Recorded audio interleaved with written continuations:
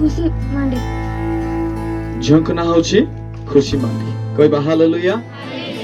ଏ ଝିଅକୁ ଆପଣ ମାନେ ଦେଖୁଛନ୍ତି, ଏ ଝିଅକୁ ତାଙ୍କ ବାପାଙ୍କ ବିରୁଦ୍ଧରେ ଯାଇ ତାଙ୍କ ବାପାଙ୍କର କ୍ଷତି ନ କରି ତାଙ୍କ ପରିବାର କ୍ଷତି କରିବାକୁ ଇଚ୍ଛା କଲେ ତାଙ୍କ ବିରୁଦ୍ଧ ଲୋକମାନେ। ପୁଣି এই ଝିଅକୁ କଣ କଲେ? ଗୁଣି କଲେ ଆଉ ଦୁଷ୍ଟ ଆତ୍ମାକୁ ପଠାଇଲେ। ପୁଣି ମାୟାବୀ ଶକ୍ତି ଦ୍ୱାରା ତାଙ୍କ ଶରୀରରେ କାଚ, ଗୁଡ଼ି, କଣ୍ଟା ଏସବୁ ତାଙ୍କର ଶରୀରରେ ଖଞ୍ଜିଥିଲେ। ଆଉ ଏମାନେ ବ୍ୟତିବ୍ୟସ୍ତ ହେଲେ। ପୁଣି ଏମାନେ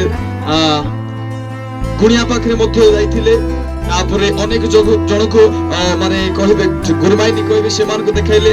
ତାନ୍ତ୍ରିକ ମାନ ପାଖରେ ଗଲେ, ତାନ୍ତ୍ରିକ ମାନେ ତାଙ୍କ ଶରୀରରୁ କାଚ, ଖୁଣ୍ଟି, ଗଡ଼ି ଏସବୁ ବିଷୟ କାଢିକିରି ସେମାନଙ୍କୁ ଦେଖାଇଲେ। ତଥାପି ଗୁଣିଆ ମାନେ ଏମାନଙ୍କୁ ସାହାଯ୍ୟ କରି ପାରିଲେ ନାହିଁ। ୟାଙ୍କର ଯନ୍ତ୍ରଣା ଅଧିକ ବଢିଗଲା। ସେ ରାତିରେ ଶୋଇ ପାରୁନଥିଲେ, ଦିନରେ ରହି ପାରୁନଥିଲେ। ଏ ପ୍ରକାର ଯନ୍ତ୍ରଣା ହଉଥିଲା। ମା ମତେ କି ଗୋଟେ ମାରୁଛି, ମା ମତେ ଏଟା କାଟୁଛି, ମା ମୋର ଗୋଡକୁ ଧରେ, ମା ମୋର ମୁଣ୍ଡକୁ ଧରେ, ମୋର ପେଟକୁ ଧରେ। এই ପ୍ରକାର এই ଝିଅ ରାତି ଯାକ ଦିନ ଯାକ এই ପ୍ରକାର କ୍ରନ୍ଦନ କରୁଥିଲା, ଶୋଇ ପାରୁନଥିଲା। କିନ୍ତୁ ପ୍ରଭୁ ଯୀଶୁ ଖ୍ରୀଷ୍ଟ ତାଙ୍କୁ ଜଣେ ଭାଇ ନମ୍ବର ଦେଲେ। ପୁଣି ସେମାନେ ସ୍ଥାନକୁ ଆସିଥିଲେ। ପ୍ରାର୍ଥନା ଉତ୍ତାରେ ସେ ଗୁଣି ତାନ୍ତ୍ରିକ ଯେତେ ହେଇଥିଲା, ଗୁଣିଆ ମାନ ପାଖରେ ଗଲା ପରେ ମଧ୍ୟ ସୁସ୍ଥ ହୋଇନଥିଲେ। କିନ୍ତୁ ଏ ସ୍ଥାନରେ ଆସିଲା ଉତ୍ତାରେ ଦୁଷ୍ଟ ଆତ୍ମା ତାଙ୍କ ଶରୀରରୁ ବାହାରି ଗଲା।